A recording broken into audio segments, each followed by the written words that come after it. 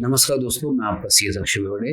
बहुत सारे बच्चों ने सवाल पूछे कि सर अभी लेटेस्ट सुप्रीम कोर्ट ने एक गाइडलाइन इशू दिया है इसके बारे में, जैसे आप हेडिंग देख रहे हो मेरे पीछे, रेमिशन। अभी रेमिशन होता क्या बच्चों, थोड़ा डिटेल में पढ़ते हैं।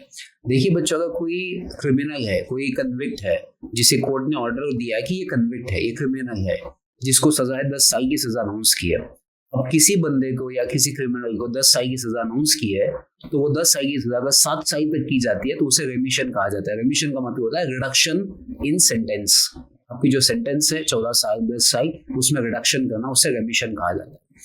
अभी रेमिशन की कुछ गाइडलाइंस से अपन पढ़ते हैं कि रेमिशन कब किया जाता है, कैसे अप्लाई करते हैं, कौन अप्लाई कर सकता है, तो ये अपन पढ़ सकते हैं। शायद एग्जाम में पैसे जाने के चांसेस बन सकते हैं बच्चों। देखिए सबसे फर्स्ट आपके पीछे दिखा होगा कि आप क्या पूरी सजा को कम कर सकते हैं, तो इसका आंसर यस है। आप पूरी सजा को कम कर सकते हैं, उसके पार्ट्स को भी कम कर सकते हैं। जैसे फॉर एग्जांपल, अगर किसी को 10 साल की सजा है, उसको 5 साल भी कर सकते हैं, या 5 साल की सजा को खत्म भी कर सकते हैं, 0 पेनल्टी या 0 सेंटेंस भी कर सकते हैं। बट ये पावर किसके पास है बच्चों? ये पावर है प्रेसिडेंट के पास in case of central laws, in case of state laws वो गवर्नर के पास है। इन दोनों के पास ये पावर होता है कि किसी भी क्रिमिनल की सजा वो कम कर सकते हैं। बट क्या इनको अप्लाई करना पड़ता है? यस, क्रिमिनल्स को अप्लाई करना पड़ता है फॉर रेमिशन। बट याद रखना, हर कोई क्रिमिनल अप्लाई कर सकता है, बट हर क्रिमिनल को ये रेमिशन का फायदा नहीं मिल सकता, बिकॉज ये गवर्नर एंड प्रेसिडेंट डिसाइड करता है। रेमिशन का एप्लीकेशन बिना दिए भी प्रेसिडेंट एंड गवर्नर खुद भी कम कर सकते हैं इस सजा को, ये भी उसके अंदर एक प्रोविजंस मेंशन की गई है। दूसरा बच्चों, अगर किसी ने 2 का मर्डर किया है, तो उस केस में उस क्रिमिनल को एटलीस्ट 14 ईयर्स मतलब जेल में निकलना पड़ेगा, उसके बाद ही उसका रेमिशन का एप्लीकेशन प्रोसीड हो सकता है बच्चों। तो ये कुछ ऐसे प्रोविजंस है जो अभी रिसेंटली बहुत सारे प्रोविजंस में बहुत सारा डायरेक्शन इशू किया गया है कि कैसे करना है, क्या क्या कंडीशंस इसमें हो सकती है। अगर रेमिशन अप्लाई करना है तो सबसे फर्स्ट आपका बिहेवियर चेक किया जाएगा, आपका नेचर चेक किया जाएगा। ये कैसे? Because it's not a fundamental right कि आपको मिल जाएगा, या आपका लीगल राइट है जो चेक किया जाएगा आपके बिहेवियर के बेसिस पे। तो कुछ केस लॉज भी थे जिसमें ये रिकमेंडेशंस बताया गया था। उसके पहले मैं आपको बता दूं कि ये कॉन्स्टिट्यूशन के कौन से आर्टिकल में मेंशन किया गया है।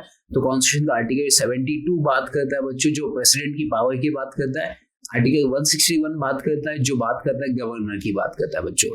अब देखिए कुछ केसेस थे, जैसे फॉर एग्जांपल फर्स्ट केस हुआ बच्चों मोफा भाई ये केस था, जिसमें बताया कि भाई साहब रेमिशन जो एप्लीकेशन अगर विड्रॉ करना है किसी भी क्रिमिनल का, तो उसको पहले अपॉर्चुनिटी ऑफ बीइंग हर्ड दीजिए, फिर उसके बाद उसको विड्रॉ कीजिए। याद रखना, अपने इंडिया में ऐसा है। आपको पता होगा अजमल कसाब जिसने 26/11 का अटैक किया था मुंबई में, उस बंदे ने भी रेमिशन का एप्लीकेशन फाइल किया था। ऐसे इंडिया में ना सब लोग रेमिशन का एप्लीकेशन फाइल कर सकते हैं, बट उसको देना या ना देना ये प्रेसिडेंट एंड गवर्नर का राइट होता है। बट अप्लाई तो आप कर सकते हो। बट अगर आपने दे दिया उसको राइट, या आपने उसको रेमिशन कर दिया उसकी सेंटेंस को, उसकी सजा को, तो उस केस में आपको अगर विड्रॉ करना है तो उसको अपॉर्चुनिटी ऑफ बीइंग हर्ड देना चाहिए बच्चों, क्योंकि आपका फंडामेंटल राइट नहीं है बट लीगल राइट है। नेचुरल जस्टिस फॉलो किया जाता है यहाँ पे। तो ये कुछ केस लॉस है जहाँ पे रिकमेंडेशंस बताया गया है। अब बच्चों जब आप ये पढ़ते हो ना पूरा फैक्चुअल डेटा की कौन सा आर्टिकल है, कौन सा डेफिनेशंस मैंने बताया था, सेक्शन 432 बात करता है सीआरपीसी की, सेक्शन बात करता है 473 बात करता है भारतीय नागरिक सुरक्षा संहिता की बात करता है, जो अभी लेटेस्ट नया चेंज किया है।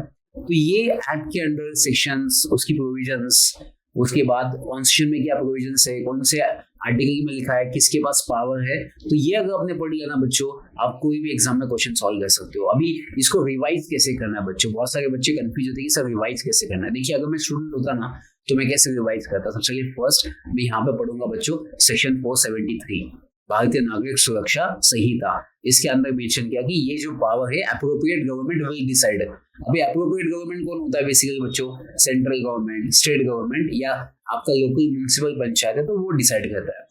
बट इनको रिप्रेजेंट करने वाले कौन होते हैं? प्रेसिडेंट। ये कहाँ पे लिखा है बच्चों? ये लिखा है आपके आर्टिकल 72 में लिखा है कि president has the power. Article 161 में मेंशन किया कि गवर्नर हैज द पावर। तो ये रेमिशन करने का पावर इन दोनों के पास होता है बच्चों।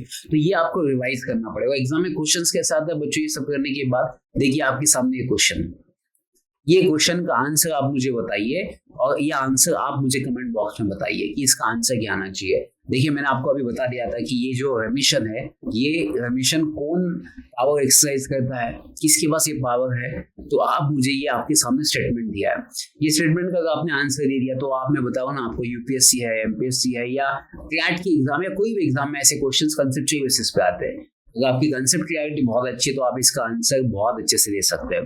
क्योंकि आपको पता है मैं सेकंड स्टेटमेंट की बात कर रहा हूँ, जहाँ पे यहाँ पे बताया सेकंड स्टेटमेंट में कि स्टेट गवर्नमेंट सेंट्रल गवर्नमेंट से कंसल्ट कर सकता है और भी इस बात कर सकता है।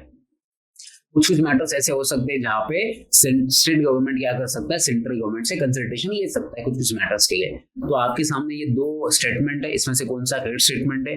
आपके पास 3-4 ऑप्शन है, only one, only two, both and last में नन ऑप्शन है। तो आपको ये आंसर देना पड़ेगा। अगर ये आंसर आपको कमेंट बॉक्स में देना है, अगर आपका आंसर सही निकला तो मैं आपको कांटेक्ट करूंगा, आपको बताऊंगा कि आगे का जो नेक्स्ट स्टेप है कि आप और अच्छी पढ़ाई कैसे कर सकते हो और स्कोर कैसे बढ़ा कर सकते हो। तो पर्सनल गाइडेंस आपको फ्री ऑफ कॉस्ट मिलेगा हमारी तरफ से। तो मैं आपका इंतजार करता हूँ कमेंट बॉक्स में कि आप जल्दी इसका आंसर कमेंट बॉक्स में डालोगे आंसर क्या होगा। तो ऐसे बहुत अच्छे अपडेटेड और लेटेस्ट चेंजेस वाले वीडियोस अगर देखना तो प्लीज शेयर कीजिए, लाइक्स कीजिए एंड कमेंट कीजिए। Thank you so much, bye bye, take care.